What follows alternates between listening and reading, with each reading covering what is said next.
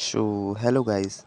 आज हम देखेंगे यूनिट थर्ड का क्रैश कोर्स सीरीज़ का एक न्यू लेक्चर, जिसमें हम लोग कंप्लीट यूनिट थर्ड जल्दी जल्दी कवर करेंगे। ओके, तो फर्स्ट हम लोग देखेंगे व्हाट इज़ डिस्पर्सन। तो डिस्पर्सन तो हम लोग को पता ही है, इसमें डिस्पर्स फेज और डिस्पर्सन मीडियम दोनों मिलते हैं, इसको डिस्पर्सन सिस्टम बोलते हैं। ओके, अब देखिए डिस्पर्सन के यहाँ पे टाइप दिए हुए हैं और उसमें भी आपको मेनली पढ़ना क्या है, कोर्स डिस्पर्सन। ओके, जिसमें कि जो मॉलिक्यूल्स का साइज़ होता है वो 1 माइक्रोमीटर से 100 माइक्रोमीटर्स के अंदर होता है।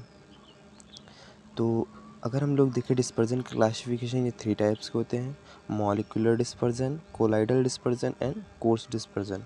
ओके, तो हम लोगों को मेनली पढ़ना है क्या है, कोर्स डिस्पर्जन। कोर्स डिस्पर्जन क्या होता है? कोर्स डिस्पर्जन 2 टाइप का होता है, सस्पेंशन और इमल्सन।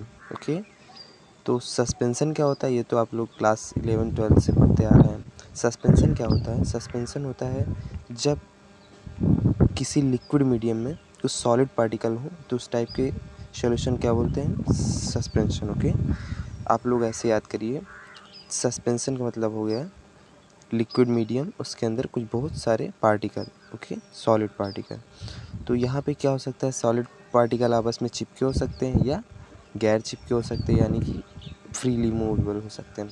तो अगर थोड़ा बहुत उनके अंदर अट्रैक्शन होगा और चिपक गया तो उनको क्या बोलेंगे, उस टाइप को बोलेंगे फ्लॉकुलेटेड सस्पेंशन। और अगर नहीं चिपके हुए हैं तो उनको क्या बोलेंगे, डिफ्लॉकुलेटेड सस्पेंशन। तो ये आपको लिखना पड़ता है क्लासिफिकेशन ऑफ सस्पेंशन में। ओके, और इमल्सन में क्या होता है, यहाँ पे दोनों फेज जो होते हैं, डिस्पर्जन फेज और डिस्पर्जन मीडियम, ये दोनों ही लिक्विड होते हैं। ओके, तो लिक्विड होंगे तो एक हाइड्रोफोबिक हो सकता है, एक लाइपोफोबिक हो सकता है। तो यहाँ पे अगर क्लासिफिकेशन देखें तो यहाँ पहले हम लोग पढ़ते थे फर्स्ट सेकंड सेमेस्टर तक कि 2 टाइप्स होते हैं, oil in water, water in oil. Okay, यहाँ पे क्या हो गया, यहाँ पे 4 टाइप्स के हो गए, oil in water, water in oil, multiple emulsion, यानी कि जहाँ पे oil oil in water oil, water in oil water. Okay, और माइक्रो इमल्सन, जिनका मतलब पार्टिकल साइज 1 माइक्रोमीटर होता है। तो अगर हम लोग इसका थ्योरी देखें, थ्योरी ऑफ इमल्सन क्या होती है, मोनोमॉलिक्यूलर हो सकती है, मल्टी मॉलिक्यूलर हो सकती है और सॉलिड पार्टिकल की। ये थ्योरीज हैं, क्योंकि अब की बार ये 2022 में क्वेश्चन आया था कि right about the theories of emulsion, तो आपको इसमें लिखना रहेगा। अब ये देख लिया आप कि कितने टाइप के होते हैं, कौन कौन सी थ्योरी होती है, क्लासिफिकेशन देख लिए। ठीक है, इसमें नेक्स्ट क्या होता है, आइडियल प्रॉपर्टी ऑफ सस्पेंशन कभी कभी पूछ लेते हैं। तो आप क्या करेंगे, इसमें कुछ बहुत सी आइडियल प्रॉपर्टी होती हैं, जैसे सस्पेंडिंग जो सस्पेंशन होता है वो क्या होना चाहिए, वो स्टेबल होना चाहिए, इजीली फ्लो करना चाहिए, इट इजीली रैपिड, मतलब सेटल डाउन नहीं होना चाहिए इतनी जल्दी। ओके, और इजी टू पोर होना चाहिए। ये इसकी क्या हो गया, आइडियल प्रॉपर्टी हो गया। अब इंटरफिशियल प्रॉपर्टी ऑफ सस्पेंडेड पार्टिकल्स क्या होता है कि जो उनके दोनों इंटरफेज मतलब बीच का फेज। इंटरफेज का क्या मतलब होता है, कोई दो चीज़ है उनके बीच के फेज को क्या बोलते हैं, इंटरफेज। तो उसके अंदर की प्रॉपर्टी क्या होनी चाहिए, तो फर्स्ट इसके बीच की प्रॉपर्टी आ जाती है सरफेस फ्री एनर्जी। तो सरफेस फ्री एनर्जी क्या होती है, देखिए जब किसी चीज़ की आप जैसे कोई सॉलिड है उसका अगर आप लोग सरफेस एरिया बढ़ाएंगे तो उसकी सरफेस फ्री एनर्जी भी बढ़ेगी। ओके, जिससे क्या होता है, surface free energy directly proportional होती है अनस्टेबिलिटी ऑफ सस्पेंशन और इन्वर्सली प्रोपोर्शनल होती है स्टेबिलिटी ऑफ सस्पेंशन। अगर डायरेक्टली प्रोपोर्शनल इन्वर्सली प्रोपोर्शनल है, यानी कि सरफेस एनर्जी क्या है, इन्वर्सली प्रोपोर्शनल, यानी कि 1/, सॉल्युबिलिटी ओ स्टेबिलिटी।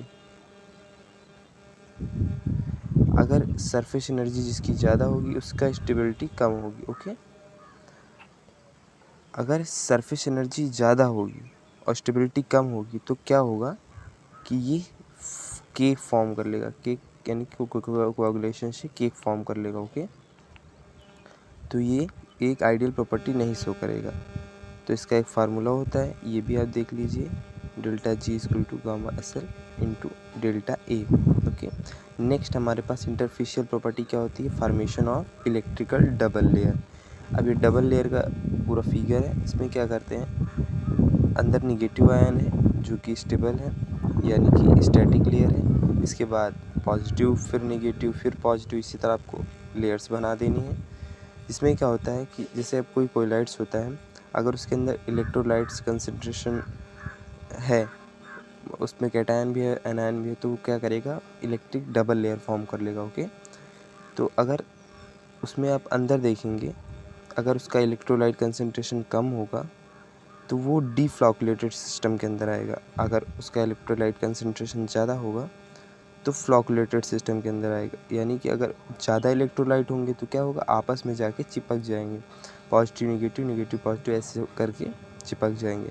तो क्या होगा, यहाँ पे फ्लॉक्यूल्स बना रही हैं। फ्लॉक्यूल्स का मतलब यहाँ पे हम लोगों ने देखा था आपस में, फ्लॉक्यूल्स मतलब जुड़ जाना, जिससे क्या होता है, सेडिमेंटेशन रेट बढ़ जाता है, सेडिमेंटेशन रेट घट जाता है, जिससे क्या होता है, वो मोर स्टेबल हो जाता है। ओके,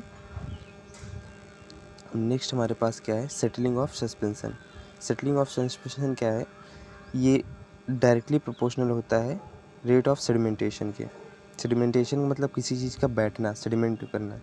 ओके, तो रेट ऑफ सेटलिंग क्या होता है, rate of settling directly proportional sedimentation का होता है। अगर रेट ऑफ सेटलिंग सेडिमेंटेशन ज़्यादा है तो उसका रेट ऑफ सेटलिंग ज़्यादा होगा। ओके, अब हम लोग यहाँ पे एक चीज़ ये देखना भूल गए, यहाँ पे सम इंस्टेबिलिटी यानी कि कुछ इंस्टेबिलिटी फैक्टर होते हैं, जैसे क्रीमिंग हो जाना, फ्लॉक्यूल्स बन जाना और कोजर्वेट्स बन जाना, फेज इन्वर्जन हो जाना, ब्रेकिंग हो जाना, ये सब इसके क्या हैं, इंस्टेबिलिटी फैक्टर है। ओके, नेक्स्ट हम लोग देखते हैं फार्मूलेशन ऑफ इमल्सन। तो कैसे हम लोग इमल्सन को फॉर्म कर सकते हैं, तो इसके 2-3 मेथड 4 मेथड हैं। फर्स्ट है ड्राई गम मेथड, सेकंड है वेट गम मेथड, थर्ड है बॉटल मेथड, फोर्थ है HLB method. Okay, first method में ड्राई गम मेथड में हम लोग क्या करते हैं, हम लोग मेनली क्या करते हैं, ऑयल और जो गम और वाटर का रेशियो है वो 4:1:2 रखते हैं, जिससे कि हमको क्या मिलता है, ड्राई गम मेथड से मिलता है क्या, इमल्सन मिल जाता है। ओके, अब वेट गम मेथड में क्या होता है, वेट गम मेथड में हम लोग मेनली क्या फॉर्म करते हैं, ऑयल इन वाटर सस्पेंशन, और ड्राई गम में क्या फॉर्म कर रहे थे, वाटर इन ऑयल। ओके, अगर हम लोग बॉटल मेथड देखें, बॉटल मेथड में क्या होता है, एक बॉटल टाइप का अपरेटस होता है, उसमें वोलेटाइल ऑयल मिला देते हैं और कुछ बहुत API मिला के उसको आपस में एकदम, इसे हम लोग सेडिमेंटेशन के लिए एक प्रोसेस करते थे पहले, उसी तरह हम लोग इसको सर्कुलर मोशन में अंदर वाली रॉड को घुमाते हैं, जिससे क्या होता है, हमारे पास इमल्सन बन जाता है। अब HLB मेथड में क्या होगा कि हम लोग इसमें क्या करेंगे, इसमें HLB वैल्यू से हम लोग डिटरमाइन करेंगे कौन सा हम लोगों को यूज़ करना है इसमें सब्सटेंस। ओके, तो यहाँ पर हम लोग को HLB स्केल बनानी है, जिसमें हम लोग को पता होना चाहिए कि 0 से 3 तक एंटी फोमिंग होता है और 3 से 6 तक water in oil emulsifying agent होते हैं, और 9 to 12 यानी 9 to 15 oil in water emulsifying agent होते हैं, और 12 to 15 डिटर्जेंसी होती है, और 13 में क्या होता है, 18 में क्या होता है, सॉल्वलाइजिंग एजेंट पाए जाते हैं। ओके, जिनकी HLB वैल्यू 18 होगी वो सॉल्वलाइजिंग एजेंट होंगे, तो इनका यूज़ करके हम लोग क्या बनाएंगे, इमल्सन बनाएंगे। अब ये भी देख लीजिए, जिसकी HLB वैल्यू जितना ज़्यादा होगी वो उतना ही हाइड्रोफिलिक होगा, और जिसकी HLB वैल्यू जितनी कम होगी वो उतना ही हाइड्रोफोबिक होगा। ओके, तो लेस HLB वैल्यू यानी कि less hydrophobic, less hydrophilic. Okay, more HLB value यानी कि मोर हाइड्रोफिलिक। तो ये आपका क्रैश कोर्स में हमने यूनिट 3 का कवर किया। Thank you for watching. अगर आपको वीडियो अच्छी लगी तो मोटिवेट करने के लिए लाइक करें।